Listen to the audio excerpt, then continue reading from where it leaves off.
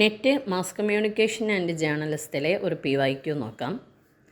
Mediation means option A direct reality, option B media filtering reality, option C no influence, option D pure facts. Mediation എന്തുകൊണ്ട് എന്താണ് അർത്ഥമാക്കുന്നത് എന്നതാണ് question. So എന്താണ് mediation? Mediation refers to the process through which media act as an intermediary between reality and audience. Media എന്ന് പറയുന്നത് റിയാലിറ്റിക്കും ഓഡിയൻസിനും ഇടയിൽ ഒരു intermediary ആയിട്ടാണ് പ്രവർത്തിക്കുന്നത്. മീഡിയ അങ്ങനെ ആക്ട് ആസ് ആൻ ഇൻ്റർമീഡിയറി ആയിട്ട് പ്രവർത്തിക്കുന്നതിനെയാണ് നമ്മൾ മീഡിയേഷൻ എന്ന് വിളിക്കുന്നത്.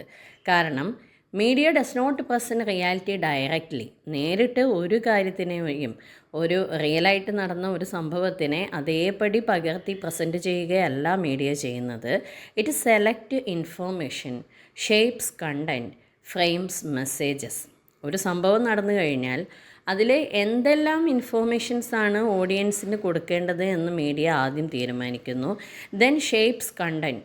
ആ ഒരു കണ്ടൻറ്റിനെ അവരെങ്ങനെയാണ് ഷേപ്പ് ചെയ്യുന്നത്?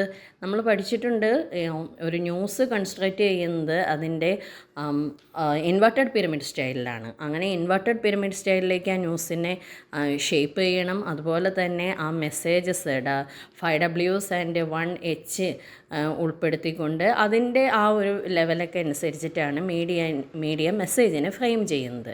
അങ്ങനെ ഓഡിയൻസ് ഈ ഒരു മെസ്സേജ് റിസീവ് ചെയ്യുമ്പോൾ കൺസ്ട്രക്റ്റഡ് വേർഷൻ ഓഫ് റിയാലിറ്റിയാണ് അവർക്ക് കിട്ടുന്നത്. അല്ലാതെ എന്താണ് സംഭവിച്ചെന്നുള്ള റിയൽ ആയിട്ടുള്ള ഒരു വേർഷൻ അല്ല മീഡിയ എപ്പോഴും പ്രസൻറ്റ് ചെയ്യുന്നത്.